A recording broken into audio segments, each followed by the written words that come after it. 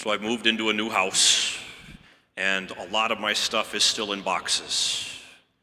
So I have this new game I play, which is, can I get a box empty today? Right, just chipping away at it a little bit at a time, trying to make my house a little more livable, trying to be a little more human. Because you can live with everything in boxes. I've been pulling it off for quite some weeks now. But is it really living? Is it living right? And the really scary part, as I'm going through some of these boxes, I have stuff I haven't touched since high school. And if the gray in my beard is any indication, that was a few years ago. So why haven't I cleaned it up yet?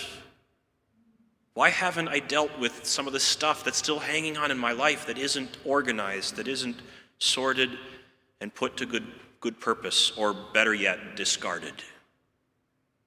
Why haven't I done that?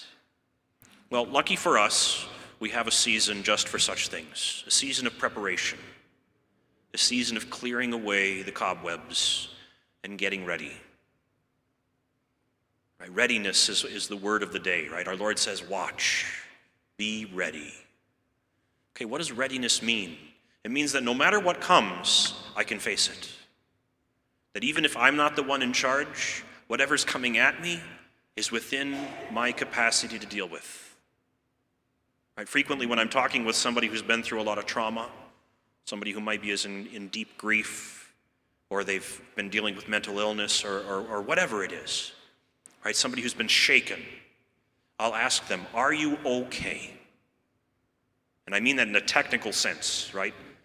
In the old-fashioned military radio sense, right? Can you operate under current conditions? That's what okay really means, right? Can you function? Can you do your job? Because if you can't, we need to deal with that. We need to go there, and we need to get you to a place where you can function. So most of us are mostly functional. Fine, we can operate under current conditions. But are we operating the way the Lord wants us to? Are we really, really ready? Because let's be honest, when something kicks us off of kilter, when something gets under our skin a little bit, upsets us, something like, I don't know, a global pandemic, right? Catches us unawares. All of a sudden, everything is shaken up and we don't know who we are anymore. I'm going to plagiarize one of my brother ministers in town. He said, how do we be Lutheran if we can't have potluck? I said, good luck with that, right? For Catholics, it's funeral hot dish that we had to give up for the pandemic, right? Who are we in the midst of struggle? If you have to ask that question, then we're really not ready. So this has been a good eye-opener for us, a good peeling back of the illusion of our real readiness for the end of the world as we know it, or the end of the world, period. This is our time. This is what Advent is for. This is the time to clear up those things that are unclear, to really get at those things that are weighing us down. Right? So if you have a serious habit of sin, now's the time to break it. You got just enough time between now and Christmas to really root that out. Right? If you've got a relationship that needs some work, you've got a number of weeks yet before we would meet that person again, maybe for the Christmas holidays. Now's the time to iron that out. Right? If there's something that's unsettled that needs settling, if there's something that's unclean that needs cleansing, now's the time. Because we want to be ready. We don't know the day nor the hour. And the Lord will surprise us, as he always does. Right? They always say, don't pray too much or the Lord might surprise you. Well, I don't want to put a limit on our prayers. I want us to be able to pray a lot. So I want us to be free that whatever the Lord would send us next, whatever it might be, great or upsetting or world-rending, that we can be okay, that we can function. And that means doing a little preparation now. This is our time. So you have this setting of Advent where everything has been stripped down. Our music is really subdued. We even got rid of the Gloria, you might have noticed. We have the bare bones of the liturgy left to us to really focus on what we're saying, what we're doing. Okay, so even now, because of the way that we're dealing with this pandemic and we're choosing not to sing the Mass parts, use this as an opportunity to really listen to the words you're saying.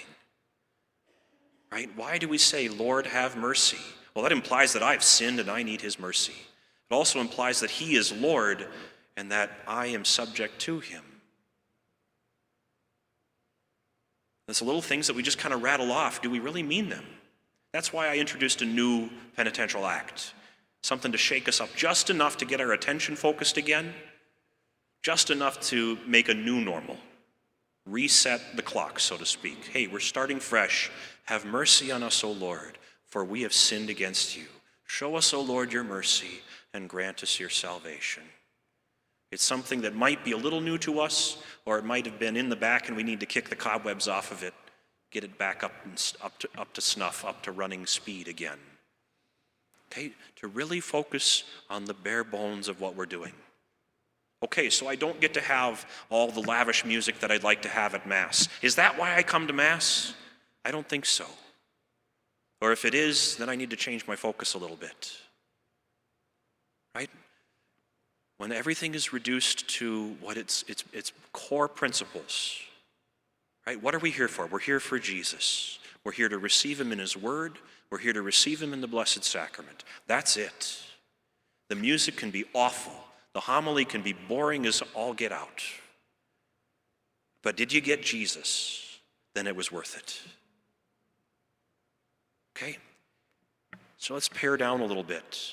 Do a little house cleaning spiritually, physically if you need to. I'm not done yet. I got a lot of boxes. And then when I get done with the house, then I get to start on my office. Right? And I'm saying that in front of my secretary, so now she's going to hold me to that. Right? We can't let up. We can't get lazy, because that's when surprises really take us down. We need to be fit. We need to be ready. We need to be prepared to meet our Lord, because we know not the day nor the hour.